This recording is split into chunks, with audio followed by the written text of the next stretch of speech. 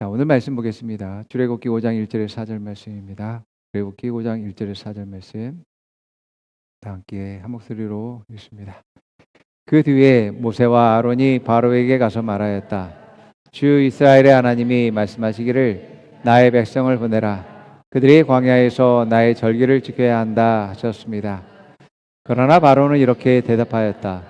그 주가 누구인데 나더러 그의 말을 듣고서 이스라엘을 보내라고 하는 것이냐. 나는 주를 알지도 못하니 이스라엘을 보내지도 않겠다. 그들이 말하였다. 히브리 사람의 하나님이 우리에게 나타나셨습니다. 우리가 광야로 사흘 길을 가서 주 우리의 하나님께 제사를 드릴 수 있게 허락하여 주십시오. 그렇게 하지 않으면 주님께서 무서운 질병이나 칼로 우리를 치실 것입니다. 이집트의 왕은 그들에게 이렇게 대답하였다. 모세와 아론은 들어라. 너희는 어찌하여 백성이 일을 하지 못하게 하느냐. 어서 물러가서 너희가 할 일이나 하여라. 아멘. 오늘 말씀 중에서 무엇이 진정한 유익인가? 라는 제목으로 말씀 나누고자 합니다. 애굽의 바로 왕은 왜 하나님의 말씀과 하나님이 명령하는 것들을 따르지 않고 불순종했을까? 오늘 말씀에서 보듯이 바로는 나는 하나님을 알지 못해 라고 이야기하는 것을 보게 됩니다. 내가 하나님을 알지 못하기 때문에 알지 못하는 그 하나님을 내가 왜 그의 말을 들어야 돼 라고 말하는 것이죠. 2절에 그렇게 말하죠. 그 주가 누구인데 나더러 그의 말을 듣고서 이스라엘을 보내라고 하는 것이냐. 나는 주를 알지도 못하니 이스라엘을 보내지도 않겠다 라고 말합니다. 하나님이 누구인데 내가 그의 말을 들어야 돼 라고 했을 때 하나님이 누구야? 라고 모세에게 물어봤습니다. 모세는 뭐라고 대답했죠? 하나님은 우리 하나님이야. 히브리의 하나님이야. 하나님은 아브라함의 하나님, 이삭의 하나님, 야곱의 하나님이세요 라고 이야기합니다. 바로가 뭐라고 말하겠습니까? 그건 네 하나님이지. 너네 하나님이지. 너의 민족의 하나님이지. 이집트의 하나님이 아니잖아. 내 하나님이 아닌데 나는 그 하나님을 알지 못해 라고 이야기합니다. 왜 이방신이 이집트에 대해서 관여하고 국가 운영에 어렵게 만드냐고 이제 이야기하는 거죠. 바로왕은 모세를 통해서 하나님 말씀을 듣게 되었고 또 하나님이 내리시는 많은 역사들과 재앙을 통해서 하나님을 경험하게 되고 또 아는 그러한 시간들을 갖게 되어집니다. 특별히 바로와 제 많은 사람들은 특별히 하나님을 아는 것을 모세를 통해서 말씀으로도 알지만 하나님의 재앙을 통해서 심판을 통해서 그들은 하나님을 경험하게 되어집니다.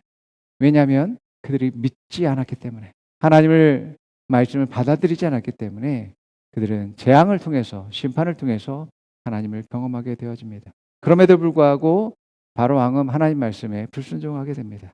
고집을 피우게 되죠. 왜냐하면 바로 왕은 절대로 손해보기 싫었습니다. 이스라엘 백성들은 그 당시에 이집트라는 나라를 건설하는 그런 건설 기계와 같은 자들이었습니다. 또 가정에서의 많은 그런 생산력과 가사일을 돕는 자들이었습니다. 아주 값싼 노동력을 가지고서 국가를 운영할 수 있는 귀한 자원이었던 것이죠. 이스라엘을 통해서 이집트는 부유하게 되어지게 됩니다. 그래서 이러한 경제적인 부와 편리함을 놓고서 이 노예를 버린다라는 것은 손해라고 바로 왕은 생각한 것입니다. 바로는 결단합니다. 그래? 모세 잘 봐봐. 뭐가 유익이고 뭐가 손해인지 내가 보여줄게 라고 하면서 이스라엘의 관리자들을 불러 모아서 바로가 명령합니다. 이제 이스라엘 백성들에게 절대로 벽돌을 만드는 데서 있어서 짚을 제공하지 말아라. 이 짚을 주는 날에 너희 관리자들을 내가 책망하겠다라고 합니다. 그 짚을 주지 않으면서도 똑같이 정해진 생산량을 채워야 된다라고 명령합니다. 이스라엘 노동자들이 계속해서 매를 맞고 핍박을 당하는 일들이 일어나게 되어집니다. 바로 왕은 이스라엘의 작업 반장들에게 이런 말을 합니다. 이제 너희들이 이 일을 멈추고 광야로 가서 하나님께 제사를 드려야 된다고 하는데 내가 볼 때는 말이야, 이것은 완전히 너희가 일하기 싫으니까 그 핑계대고 장깨를 부리고 놀려고 하는 것이다 라고 한다는 겁니다. 그래서 그 벌로 짚을 주지 않겠다라고 결정했다는 것이죠. 이것이 출애굽기 5장 14절에서 21절입니다. 한번 읽어보겠습니다. 바로의 강제 노동 감독관들은 자기들이 뽑아서 세운 이스라엘 자손의 작업반장들을 때리면서 너희는 어찌하여 어제도 오늘도 벽돌 만드는 작업에서 너희가 맡은 일을 전처럼 다하지 못하느냐 하고 다그쳤다. 이스라엘 자손의 작업반장들이 바로에게 가서 호소하였다. 어찌하여 저희 종들에게 이렇게 하십니까? 저희 종들은 집도 공급받지 못한 채로 벽돌을 만들라고 강요받고 있습니다. 보십시오. 저희 종들이 이처럼 매를 맞았습니다. 잘못은 틀림없이 임금님의 백성에게 있습니다. 그러자 바로가 대답하였다. 이 게을러 터진 놈들아, 너희가 일하기가 싫으니까 주께 제사를 드리러 가게 해달라고 떠드는 것이 아니냐. 썩 물러가서 일이나 해라. 너에게 짚을 대두지 않겠다. 그러나 너희는 벽돌을 맡은 수량대로 어김없이 만들어내야 한다. 이스라엘 자손의 작업반장들은 매일 만들어야 하는 벽돌의 수를 줄일 수 없다는 말을 듣고서 자기들이 공경에 빠졌음을 알았다. 그들은 바로 앞에서 나오다가 자기들을 만나려고 서 있는 모세와 아론과 마주쳤다. 그들은 이렇게 말하였다. 주님께서 당신들을 내려다보시고 벌을 내리시면 좋겠소. 당신들 때문에 바로와 그의 신하들이 우리를 미워하고 있소. 당신들은 그들의 손에 우리를 죽일 수 있는 칼을 쥐어준 셈이요. 여러분, 입장을 바꿔 생각해 보십시오. 모세와 이스라엘 백성들은 하나님 말씀대로 했습니다. 하나님 말씀을 바로에게 전했습니다. 그런데 오히려 유익은커녕 손해를 보게 되어집니다. 오히려 핍박을 당하고 중한 노동의 이제 상황 가운데 있게 되어지게 됩니다. 모세는 하나님께 울며 하소연하죠. 22절에서 23절 읽어드리겠습니다. 이 말을 듣고서 모세는 주님께 돌아와서 호소하였다. 주님 어찌하여 주님께서는 이 백성에게 이렇게 괴로움을 겪게 하십니까? 정말 왜 저를 이곳에 보내셨습니까? 제가 바로에게 가서 주님의 이름으로 말한 뒤로는 그가 이 백성을 더욱 괴롭히고 있습니다. 그런데도 주님께서는 주님의 백성을 구하실 생각을 전혀 하지 않고 계십니다. 여러분, 하나님 말씀대로 했는데, 하나님 뜻대로 했는데 말씀인 대로 되기는커녕 손해를 보고 있습니다. 여러분, 그런 적이 있습니까? 말씀대로 했는데 여전히 문제는 해결되지 않고 오히려 더 힘들어진 것 같고, 말씀대로 했는데 사람들한테 더 무시당하고 멸시당하는, 핍박당하는 그러한 일들이 있을 수 있습니다. 나만 고통을 당하면 되는데 나 때문에 온 가족이 고통을 당하고, 또 모세는 이스라엘의 지도자로서 하나님의 뜻을 전했음에도 불구하고 하나님 말씀대로 이루어지지 않고 오히려 더 중한 노동에 처해 있는 상황 가운데 백성들이 고통당하는, 매질을 당하는 것을 보면서 얼마나 마음이 아팠겠습니까? 여러분, 바로는 자기의 유익과 자기가 손실을 보는 것에 대한 극도의 두려움을 갖고 있는 사람이었습니다. 아주 그것에 고집스러움을 가지고 있는 사람이었습니다. 그래서 여러 가지의 재앙들을 하나님이 내려서 그것들을 온 그 이집트가 겪게 되는데 그 고집을 꺾지 않는 것을 보게 됩니다. 우리는 과연 무엇에 고집을 가지고 있는가? 어떤 유익들을 추구하고 있는가를 한번 오늘 말씀을 통해서 살펴보고자 합니다. 여러분, 하나님은 이스라엘 백성들에게 그렇게 말씀하시고 행하는 이유가 그들의 자유와 평안과 회복과 기쁨을 주기 위해서 말씀하셨고 또 계획하셨고 인도하신 것임을 보게 되어집니다. 마찬가지로 우리에게도 하나님은 지금도 말씀하시고 계시고 인도하고 계시는데 하나님의 분명한 목적은 우리의 자유와 평안과 회복을 위한 말씀이며 인도하심임을 보게 되어집니다.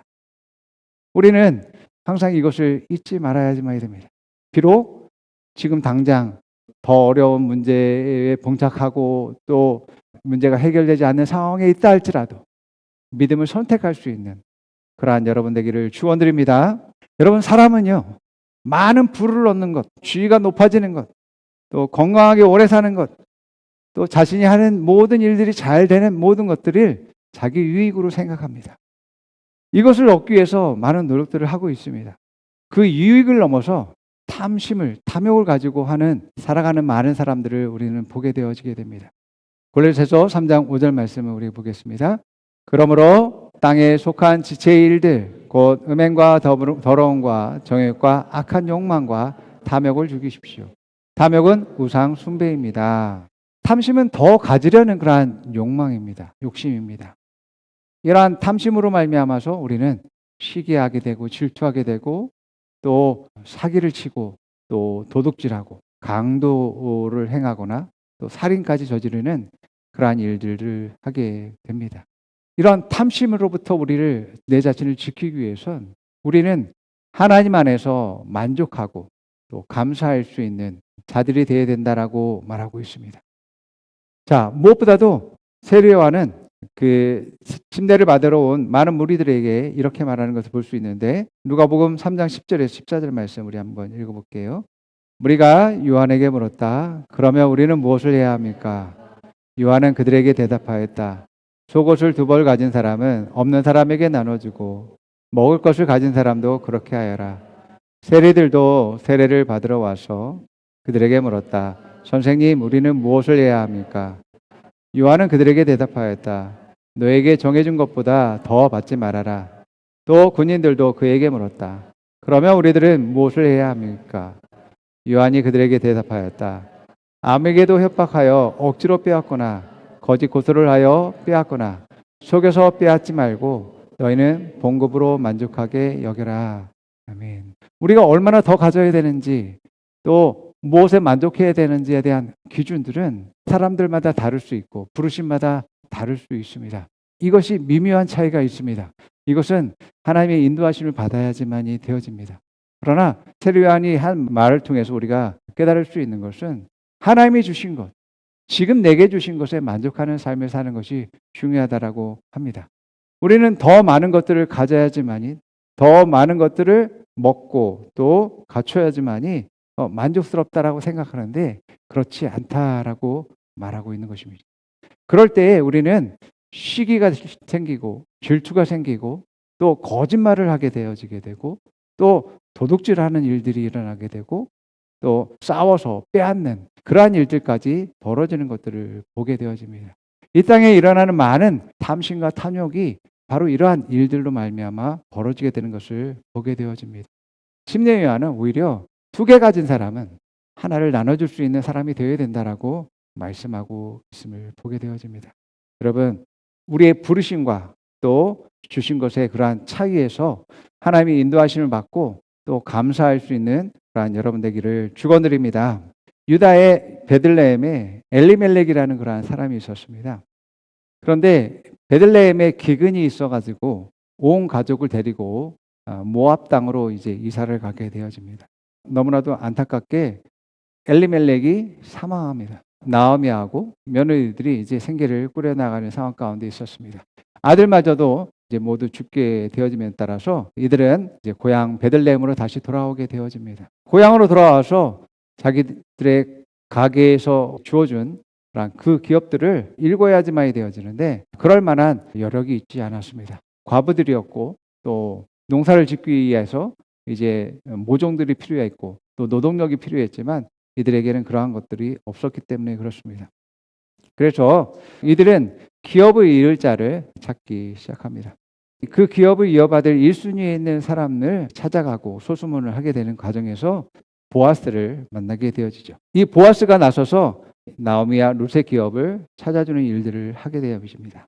그 내용이 이제 룻기 4장 3절에서 5절 말씀입니다. 한번 읽어볼게요. 보아스가 지방 간 사람으로서 책임을 져야 할 사람에게 말하였다. 모압 지방에서 돌아온 나오미가 우리의 친족 엘리멜렉이 가지고 있는 밭을 팔려고 내놓았소. 나는 이 사실을 분명히 알려드리오. 여기 앉아 계시는 분들과 우리 마을 어른들께서 보시는 앞에서 나는 당신이 그 밭을 사라고 말씀드리오. 당신이 지방간으로서의 책임을 지겠다면 그렇게 하시오. 그러나 지방간으로서의 책임을 지지 않겠다면 그렇지 않겠다고 분명히 말하여 주시오. 당신이 지방간으로서의 책임이 있는 첫째 사람이요. 나는 그 다음이요. 그러자 그가 대답하였다. 내가 지방간 사람으로서 책임을 지겠소. 보아스가 말하였다. 그렇다면 나오미의 손에서 그의 밭을 사는 날로 고인의 아내인 모압 여인 룻도 아내로 맞아들여야 하오. 그렇게 하여만 그가 물려받은 그 유산이 고인의 이름으로 남게 될 것이요. 그러자 지방간으로서의 책임이 있는 그 사람이 말하였다. 그런 조건이라면 나는 지방간으로서의 책임을 질 수 없소. 잘못하다가는 내 재산만 축락했소. 나는 그 책임을 질 수 없으니 당신이 내가 져야 할 지방간으로서의 책임을 지시오. 아멘. 기업의 일자의 1순위에 있었던 사람이 자기의 그러한 유익들을 생각해 보니까 땅을 갖는 것은 좋지만 이제 과부 2명을 자기 집으로 데려와서 먹여 살려야 되는 그러한 책임을 진다라는 것은 손해를 보는 일이다라고 생각했다라는 겁니다. 이 사람의 생각은 진짜 유익은 계산기에 있는 것이지 하나님에게 있다라고 생각하지 않은 것입니다.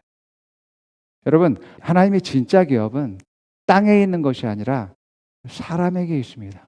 사람을 살리고 그를 성장시키고 생육하고 번성하는 것이 바로 하나님의 기업이다라는 겁니다. 여러분들이 하나님의 부르심과 사명이 있다면 여러분들은 반드시 이것을 하셔야지만 됩니다. 사람을 살리는 일과 성장시키고 그들을 생육하고 번성하게 만드는 일들을 하셔야 된다는 겁니다. 많은 그리스도인들이 하나님의 일들을 한다라고 하지만 여전히 자기 유익들을 쫓아서 사는 것을 보게 되어집니다. 정말 하나님의 일은 생명을 살리는 일들이고 사람을 세우는 일과 성장시키고 번성시키는 일임을 깨달아야지만 되어지는 것이죠. 우리가 세상을 살아가는 데 있어서 그러나 세상이 주는 유익보다도 더 큰 유익은 하나님의 것을 소유하는 것과 영적인 것을 우리가 추구할 때에 더 큰 유익을 얻는다는 것을 기억하시기 바랍니다. 아멘. 여러분들의 육신적인 건강도 중요하지만 내가 하나님의 자녀가 되고 영생을 얻고 영원한 생명을 얻고 또 영적으로 성장하는 것, 그것은 정말 더 중요한 일이다라는 것이죠. 내가 성장하고 발전하는 것도 중요하지만 하나님 안에서 양육되어지고 성장되고 발전하는 것은 더 큰 유익이라고 할 수 있는 것이죠. 내가 이 사회에 나가서 더 보람되고 인정받고 일하는 것들도 유익하지만 그러나 하나님의 기업을 위해서 수고하고 열심히 일하는 것은 더 중요한 유익이며 영광이다라고 할 수 있는 것입니다. 사람들은 자기 유익을 선택하면서 살아갑니다.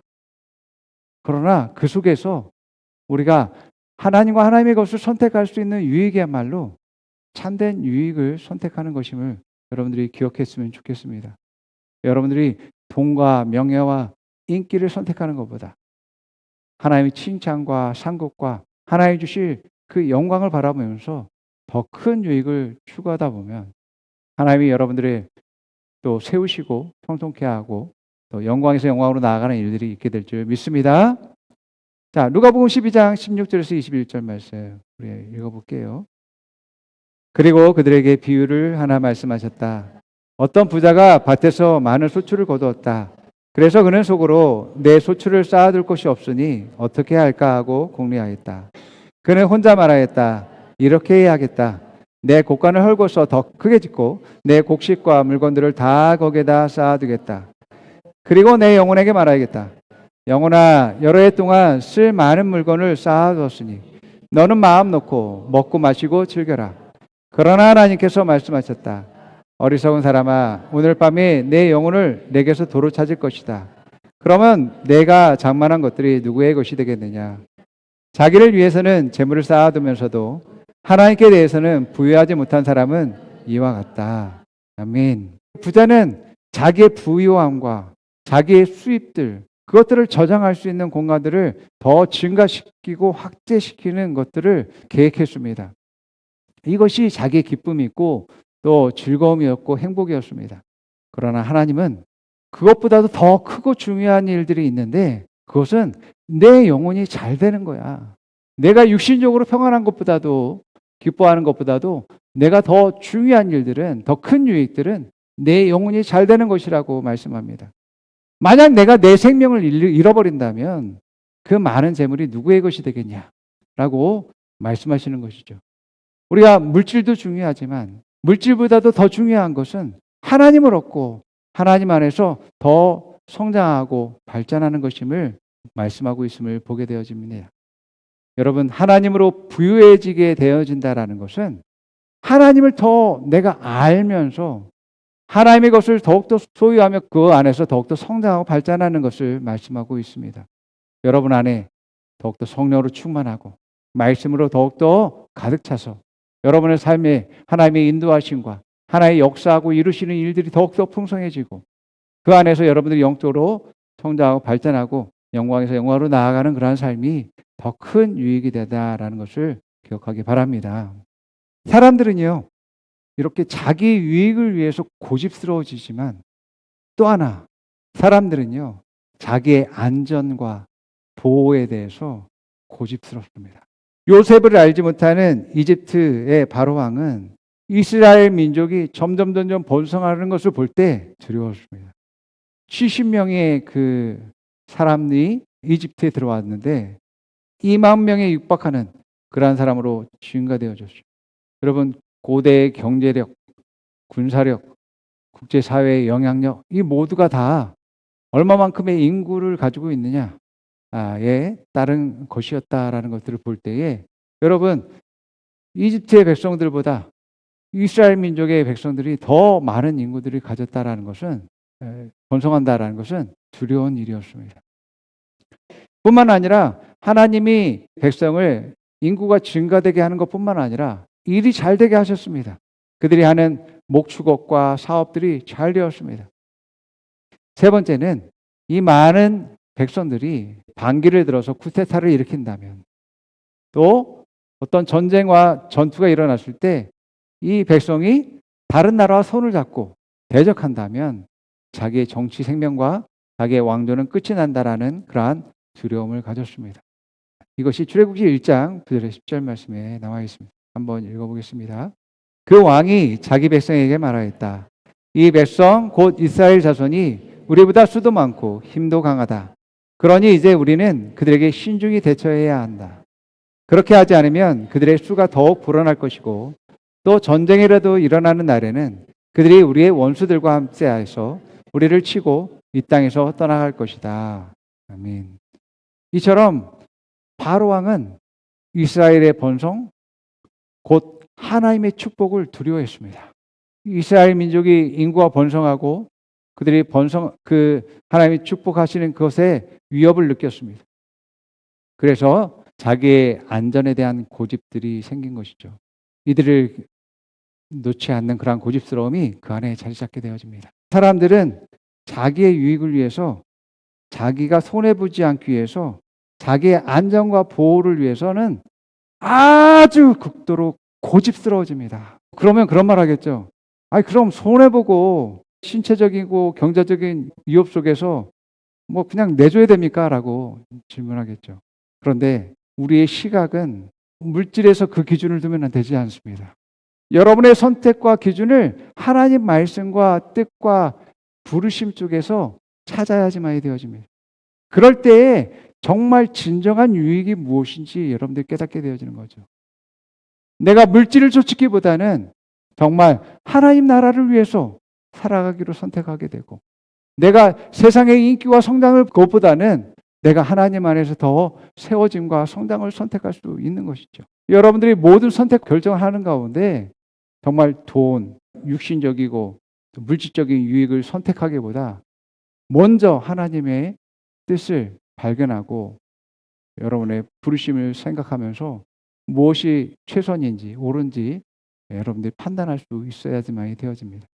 여러분, 예수님은 좀 극단적이지만 이런 말씀까지 했습니다. 내가 만약 너의 손이 범죄하잖아? 그럼 네 손을 잘라버리는 것이 너에게 유익이야. 내 발이 범죄하잖아?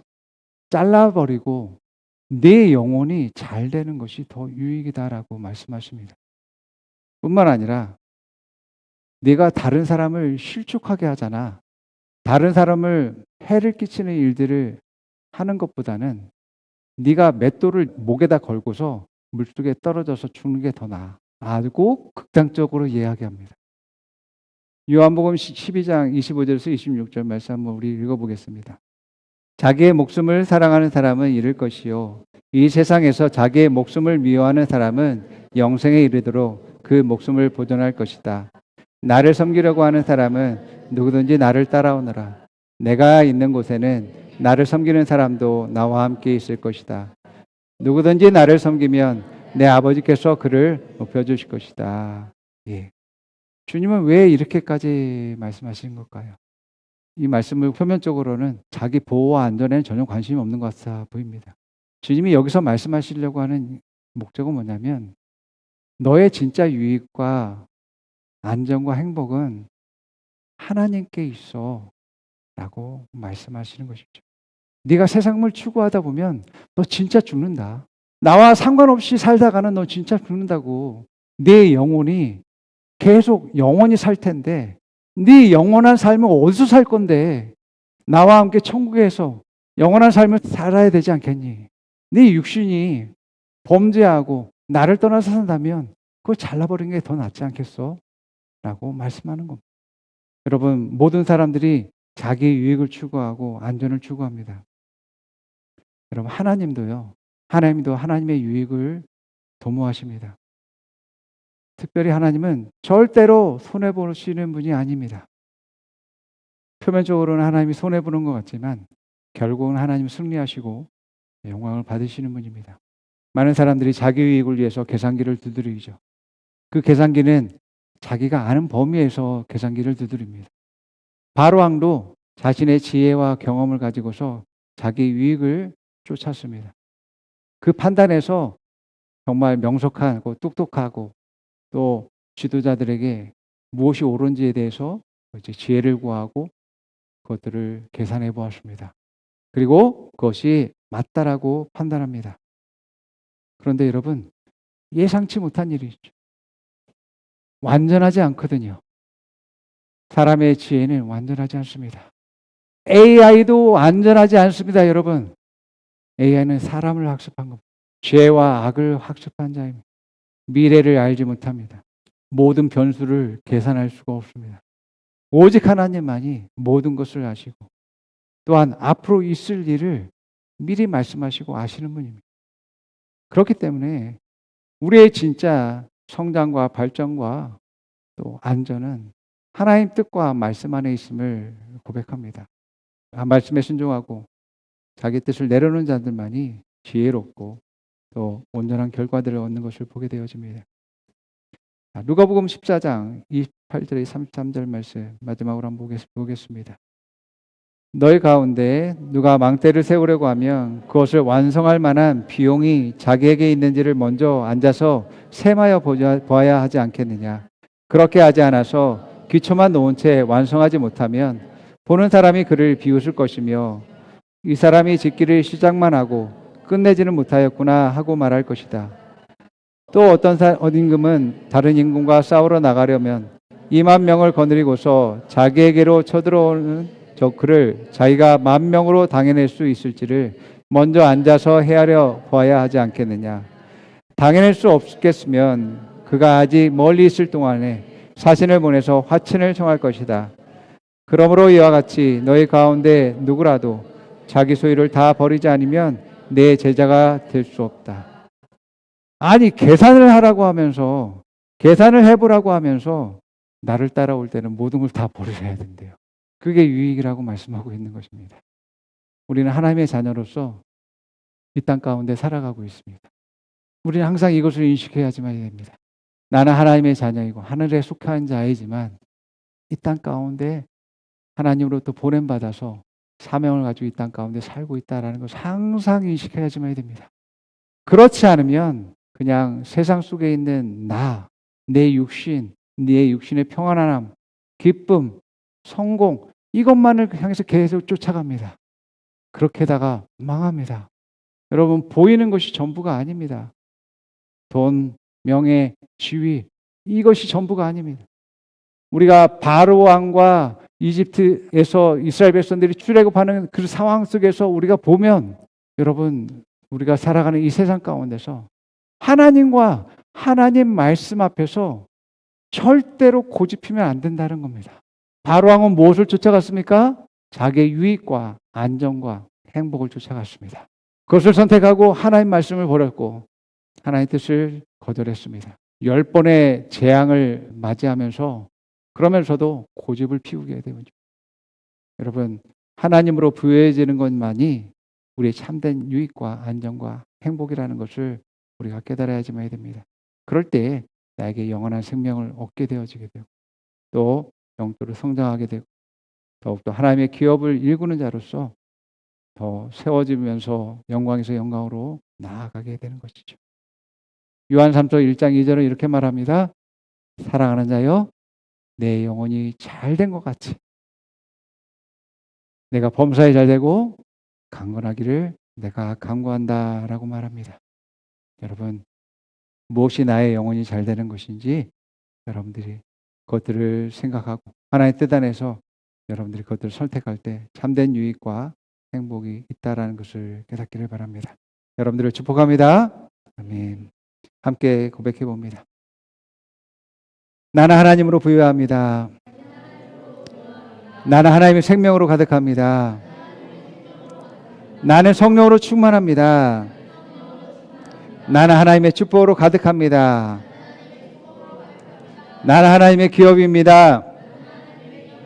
나는 매일 성장합니다. 나는 매일 발전합니다. 나는 생육하고 번성합니다. 자, 옆 사람에게 말해봅니다. 하나님으로 부유하십시오. 당신은 하나님의 기업입니다. 하나님의 영광입니다. 생육하고 번성하십시오. 빛을 발하십시오. 아멘. 기도하겠습니다.